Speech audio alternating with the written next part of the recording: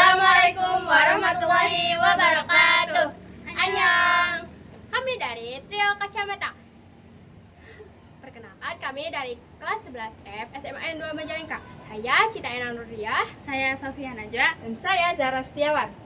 Di sini kami akan memaparkan tentang hasil makalah yang telah kami buat yang berjudul Pemanfaatan Taman Nasional dan tempat pelestarian sumber daya hayati lainnya sebagai destinasi wisata. Selamat menonton. Nah, jadi kami sudah memilih Taman Nasional Ujung Kulon sebagai objek yang dijadikan bahan analisis pada makalah ini.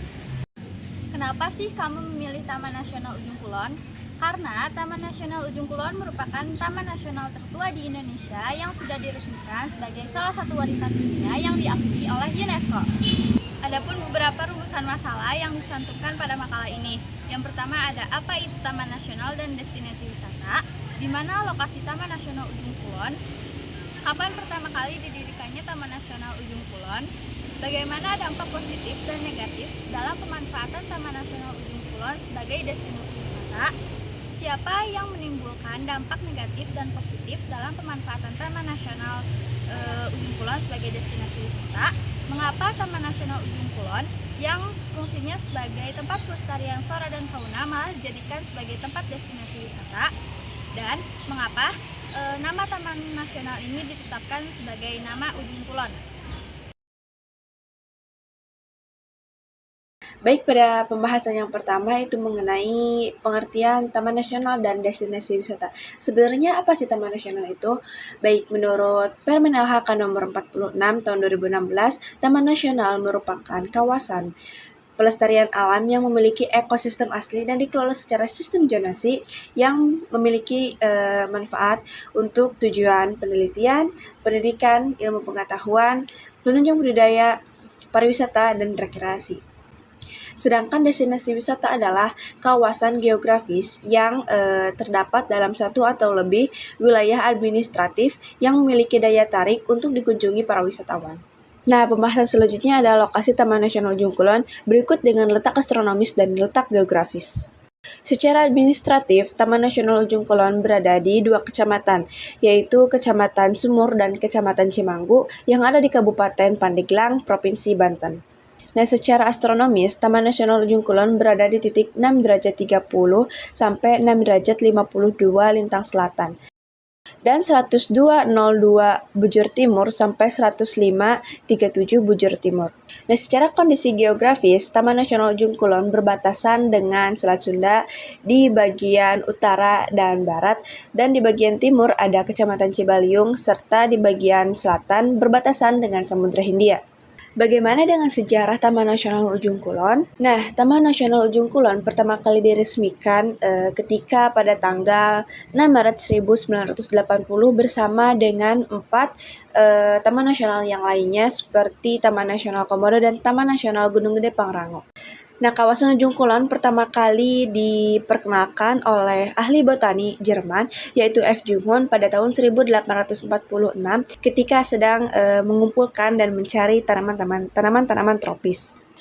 Tidak banyak catatan mengenai kawasan Ujung Kulon sampai meletusnya Gunung Krakatau, yang kemudian menyapu bersih vegetasi kawasan Ujung Kulon. Namun setelah meletusnya Gunung Krakatau dan menyapu bersih kawasan tersebut, vegetasi di kawasan Ujung Kulon dapat tumbuh lagi dengan cepat dan baik. Nah, ada beberapa dampak positif dan negatif dari pemanfaatan Taman Nasional Ujung Kulon sebagai destinasi wisata. Nah, dampak positif yang pertama adalah dapat dijadikan sebagai sumber edukasi.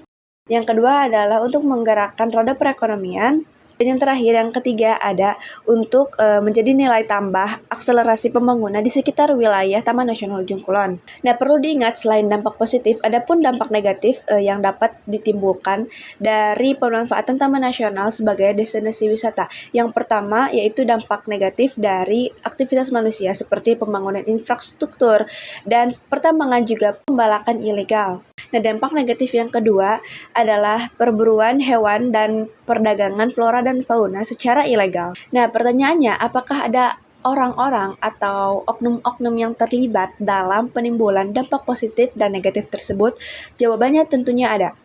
Dalam salah satu kasus yang dikelola atau yang dikemukakan oleh tim Mongabai pada tanggal 2 Juli 2024, yaitu kasus indikasi oknum orang dalam yang terlibat dalam perburuan badak di Ujung Kulon, dapat disimpulkan bahwa ada beberapa pihak yang terlibat dalam penimbulan dampak positif dan negatif Taman Nasional Ujung Kulon dijadikan sebagai tempat destinasi wisata. Yang pertama tentunya adalah pengunjung. Yang kedua tentunya ada pegawai dari Taman Nasional Ujung Kulon itu sendiri, ada pemerintah dan juga masyarakat sekitar. Nah, mengapa sih Taman Nasional Ujung Kulon ini dijadikan sebagai tempat destinasi wisata juga? Jawabannya kembali lagi kepada Permen LHK nomor 46 tahun 2016, bahwasanya didirikannya Taman Nasional Ujung Kulon memiliki tujuan. Salah satunya adalah pariwisata, juga rekreasi.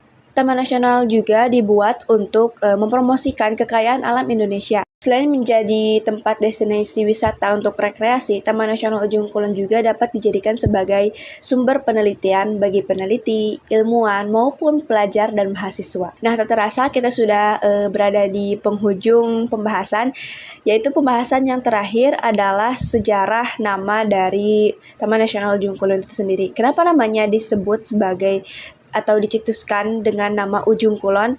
Karena Taman Nasional Ujung Kulon berada di sebelah barat Pulau Jawa. Nama Kulon sendiri berasal dari bahasa Sunda yang artinya barat. Seperti itu.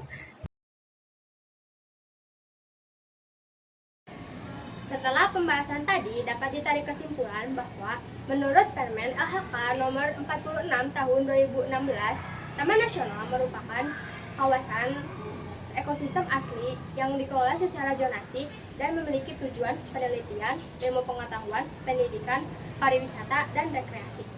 Di Indonesia sendiri terdapat 55 taman nasional dan 130 wisata alam lainnya.